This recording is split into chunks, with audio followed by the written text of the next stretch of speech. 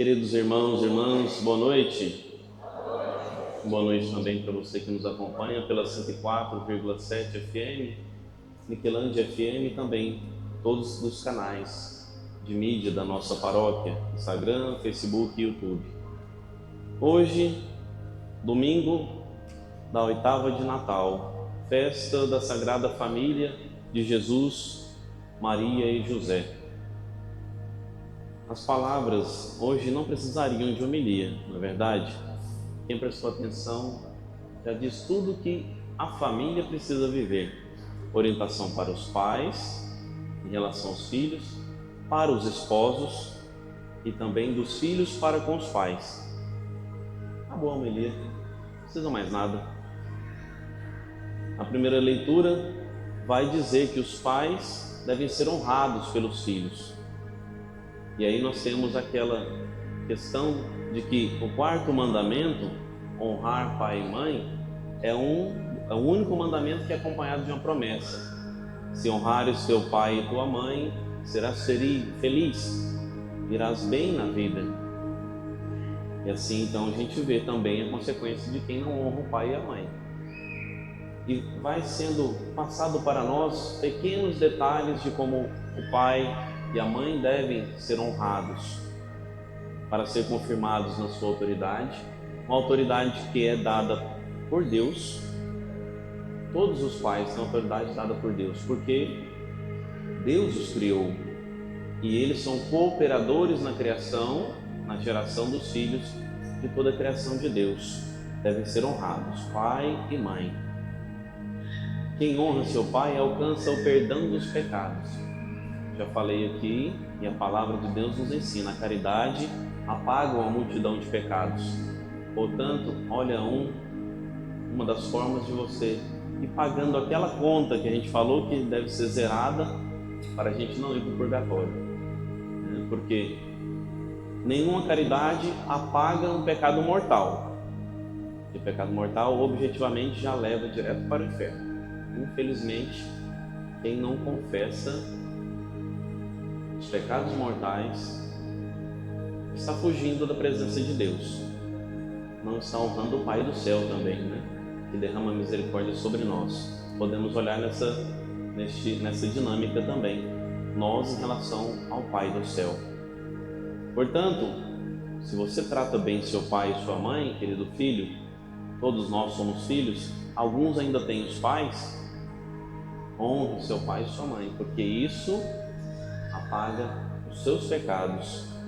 Quais pecados, Padre? Os pecados veniais, os pecados leves. Mas não sei a diferença, Padre, entre pecado leve e pecado mortal. Vai buscar no catecismo.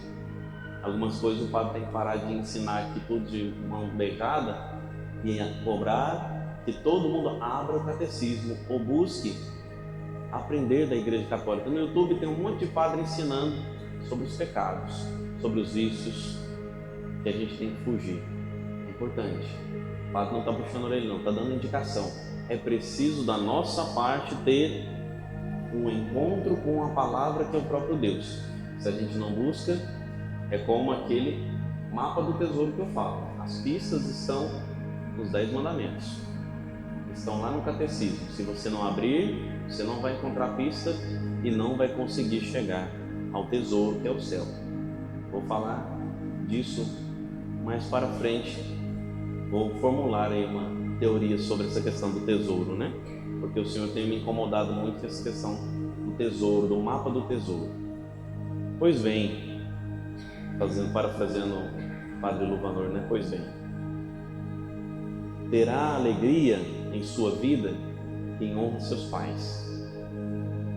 Meu filho, aí vem as dicas. Para nós, filhos, ampara teus pais na velhice, cuida deles, não lhes cause desgosto, de mamando a caducando. Paremos então de dar desgosto aos pais, porque tem gente aí que tem mais do que a minha idade e ainda tem os pais, graças a Deus. Pais com 90, com 80 e poucos anos. Não causai desgosto aos vossos pais, mesmo que estejam perdendo a lucidez. Aqui trago algo para a gente que sempre tem nas confissões. Não tive paciência com a minha mãe, pai, padre. Não tive paciência com meu pai. Precisamos trabalhar isso dentro da gente, porque senão a gente vai só repetindo história, uma história negativa, de não ter paciência com os pais, aí também não tem paciência com os filhos. Aí o que os filhos aprenderam com você, tratando o seu pai e sua mãe? A não ter paciência também. Quando eles ficarem mais velhos, você ficar mais idoso, não terão paciência comigo nem com vocês, pais e mães. E por consequência, o ancião, o sacerdote também não terão paciência com o pai sacerdote. Temos que lutar então para parar de repetir histórias malditas. Por quê? Vamos aprendendo coisas erradas e aqui, quando chegamos na casa do Pai do céu, acabamos não aprendendo o que nos ajuda a mudar essa história. É preciso ressignificar, queridos irmãos e irmãs, a nossa história de filhos. Quem tem dificuldade com o pai, a figura paterna, vai ter dificuldade com o Pai do céu. Tem um fechamento. Isso já é explicado em muitos momentos dentro da igreja. E aquele que tem dificuldade com a mãe, certamente terá dificuldade com Nossa Senhora. É claro que a gente tem sempre uma abertura maior para a mãe, mas quantas histórias de pessoas dentro da igreja que não tem abertura nenhuma com o pai, nem sabe o que é a figura de Deus Pai, porque tem dificuldade em casa. E aí faz uma projeção para o Pai do céu inconscientemente. E acaba então tendo uma dificuldade na relação com Deus Pai. Jesus vem para poder fazer então cada um de nós, com os seus ensinamentos de amar uns aos outros, ressignificar a nossa história em relação aos nossos pais também.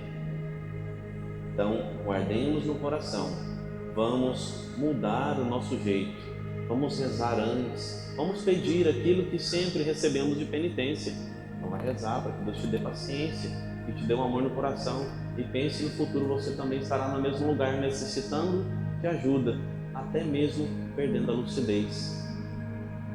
Alguns pais ficam difíceis quando vão ficando idosos, porque não aceitam aquela perda do vigor da vida, das energias. Então nós que somos mais novos vamos chegar lá também, da mesma forma, e às vezes vão ficar um pouquinho mais chato, mas essa chatice não é má, é uma dificuldade ali de transpor a questão da idade. Todos nós vamos perdendo esse vigor de criança, de adolescente, de jovem, de adulto, chegamos na vida madura, aí algumas forças vão acabando. Portanto, se você sabe que vai passar por isso, olhe com outros olhos para os pais que vão ficando idosos, porque você vai sabendo olhar ele como, opa, é uma fase, está passando por isso, quero ajudar, é meu pai e minha mãe. Isso é sentido de família. Um filho que não olha o jeito que o pai reage, mas olha o pai como ser humano e como aquele que te deu a vida. Felizes os que temem o Senhor e trilham seus caminhos. Aí então você vai trilhar os caminhos de Deus, que te ensina como ser um bom ser humano, um bom filho. Quem tiver a vocação de pai também, como ser um bom pai, através das Escrituras, para que você seja feliz, que tudo vá bem, apesar das lutas. Não perca a esperança e vá pouco a pouco trabalhando dia a dia por conhecer a si mesmo, para amar o próximo como Jesus nos ama. E aí então você transpõe, não é mais o meu jeito de amar que tem que prevalecer, é o jeito de Jesus, porque nele está a perfeição, só nele encontraremos a perfeição, como nos é dado hoje a palavra nas Escrituras. Queridos irmãos, em Colossenses também vem uma palavra de ânimo: vós sois amados por Deus. Acho que ninguém tem dúvida disso, né? Quem tem, pode pedir a Deus para mostrar, que você vai ver na sua vida inteira várias formas que Deus te mostrou que te ama. Vocês, meus irmãos, nós somos seus eleitos, preciosos a Deus. Por isso, revesti-vos de sincera misericórdia, para que nós possamos, com misericórdia, revestidos de bondade, humildade, mansidão e paciência, possamos então fazer a transposição do modo de agir aqui da primeira leitura. viver bem uns com os outros, suportando-vos em Cristo Jesus, suportando-vos uns aos outros e perdoando-os mutuamente, para que a gente não caia na parábola onde o patrão joga o empregado infiel e injusto na cadeia para os torturadores, porque é falado porque ele não quis perdoar o seu devedor, como o patrão tinha perdoado, perdoando-vos mutuamente. Por quê? Porque fala no final da parábola: é assim que o vosso Pai Celeste fará com vós, se não perdoardes de todo o coração. Somos então, queridos irmãos e irmãs, na vida convidados, instigados pelo amor de Deus a perdoar como Ele perdoa. Ele perdoa sem limites a mim e a você. Por que aos nossos irmãos nós não haveríamos de perdoar? Outra transposição que a gente deve fazer no nosso modo de agir. Mas no final, a carta aos Colossenses vai falar: tudo o que fizerdes em palavras ou obras, seja feito em nome do Senhor Jesus Cristo.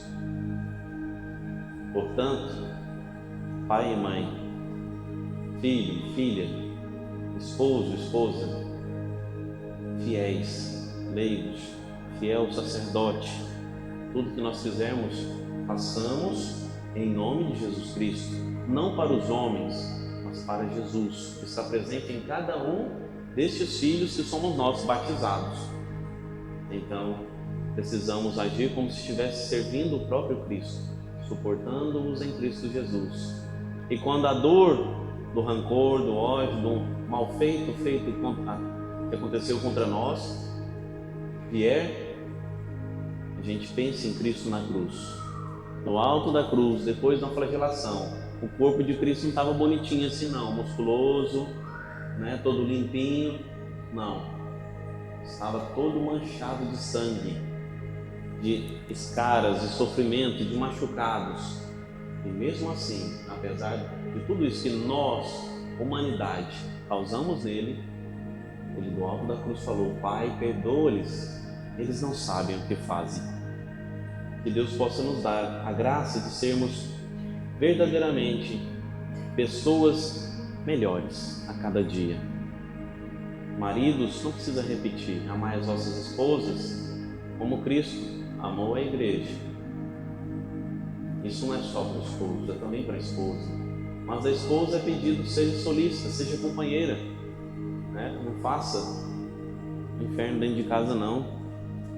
Perdoai mutuamente, de coração, um ao outro, se tem alguma queixa, um contra o outro. O pai contra a mãe, o filho contra os pais, o esposo contra a esposa e vice-versa.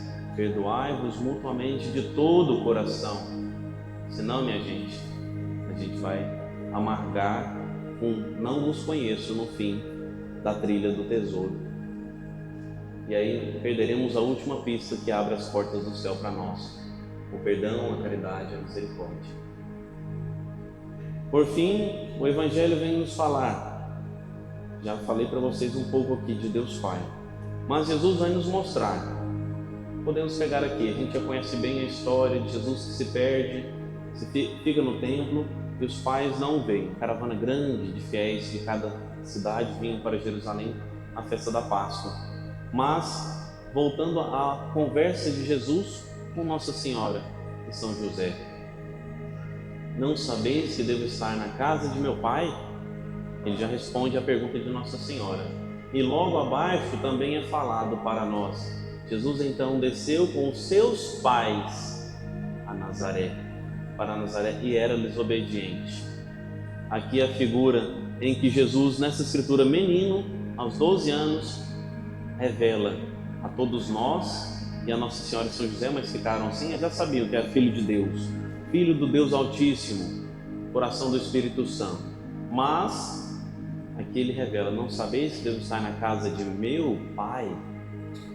O templo é a casa do Pai. Jesus estava lá, o Filho de Deus. Revela para nós então a filiação divina. E depois, logo à frente, no contar da história que Lucas faz, para nós também revela. Ele não deixa de ser filho do ser humano, por isso ele é chamado filho do homem. Jesus desceu então com os seus pais, a paternidade terrena de José e Maria e a paternidade celeste, divina, de Deus Pai. Portanto, nele, através do batismo, essa paternidade desce também a nós, que somos feitos amados, eleitos e, por fim, filhos de Deus.